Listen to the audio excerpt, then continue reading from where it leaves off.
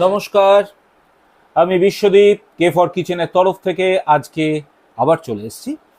আজকে যেটা নিয়ে এসেছি আপনাদের কাছে, শীত পড়ে গেছে, বাজারে যথেষ্ট টমেটো পাওয়া যাচ্ছে। তা এই টমেটো এটা যদি আমরা প্রিজার্ভ করে রাখি আর কি সারা বছরের জন্য, সেটার জন্য আমরা কি করি, টমেটো পিউরি তৈরি করি। তা টমেটো পিউরি কিভাবে তৈরি করব, খুব সহজ টমেটো পিউরি তৈরি করা। সেই খুব সহজভাবে কি করে টমেটো পিউরি তৈরি করছি সেটাই আজকে আপনাদের সঙ্গে শেয়ার করব।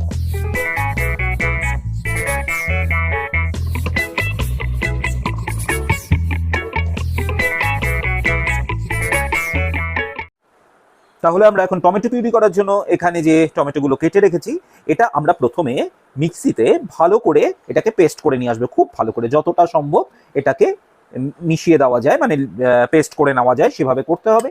তাহলে এইগুলো আমরা মিক্সিতে এখন তুলে নিচ্ছি, তারপরে মিক্সিতে ভালো করে পেস্ট করে নিয়ে আমরা ফিরে আসছি তারপর আমাদের পরের স্টেপের জন্য। তাহলে আমাদের টমেটোগুলো এইভাবে আমরা কিন্তু একদম এইভাবে নিয়ে এসেছি, পুরো পেস্ট করে নিয়েছি। আর এখানে আমি একটা কড়াই বসিয়ে নিয়েছি আমার ইন্ডাকশানে। কড়াইটাকে গরম করে নিয়ে টেম্পারেচারটা একটু লো করে দিলাম, করে দিয়ে এর মধ্যে আমি দিয়ে দেব এই টমেটো পেস্টটা। এটা আমাকে এবার একটু নাড়াচাড়া করতে হবে। এর মধ্যে আমরা দিয়ে দেব হাফ চামচ পরিমাণ নুন। আচ্ছা, আমরা টমেটোর যে পিউরি বানাচ্ছি এখানে আমরা সেই অর্থে কোনো প্রিজারভেটিভ ব্যবহার করব না।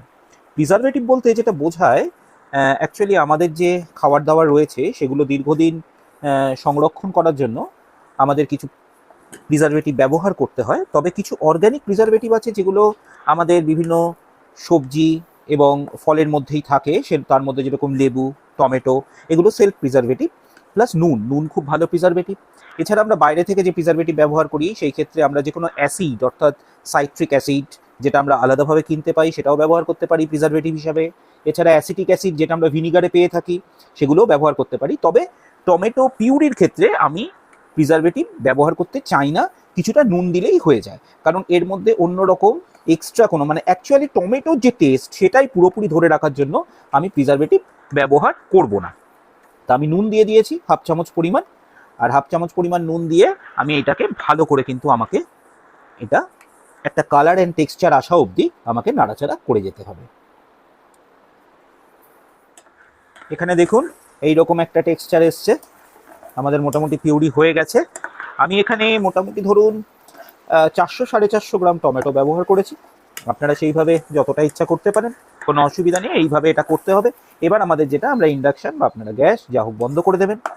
এবার আমি এখানে একটা স্টেনার নিয়ে নেব, স্টেনারটার মধ্যে এটা পুরো ছেঁকে নেব।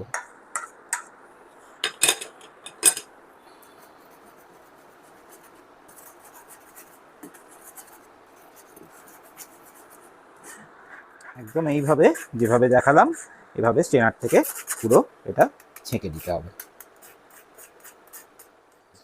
এইভাবে আমাদের এই পিউরিটা তৈরি হয়ে গেছে। আমরা এটাকে এবার কি করতে পারি, এটা খুব ভালো করে ঠান্ডা হতে দিতে হবে। তারপরে এটা আমরা কোনো কন্টেনারে ভরে ফ্রিজে রেখে আমরা 20 দিন থেকে 1 মাস পর্যন্ত আমরা সেটা ব্যবহার করতে পারি।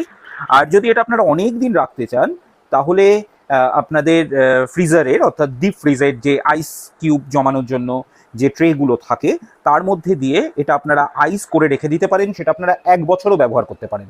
ধরুন ওইভাবে যে আপনারা আইস কিউবের যে সাইজগুলো থাকে ওরকম 4টে আইস কিউব আপনাদের মোটামুটি একটা টমেটো সমান সমান হবে।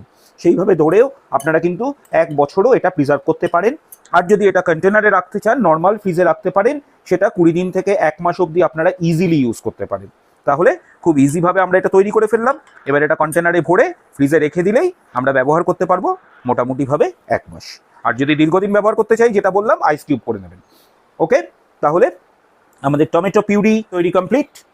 আপনারাও বাড়িতে ট্রাই করবেন, আমাদের জানাবেন কেমন লাগলো। আর অন্যভাবে কোনো রকমভাবে আপনারা পিউরি করেন কিনা সেরকম যদি আপনাদের কোনো সাজেশন থাকে সেটাও আমাদের জানাবেন কমেন্ট বক্সে লিখে।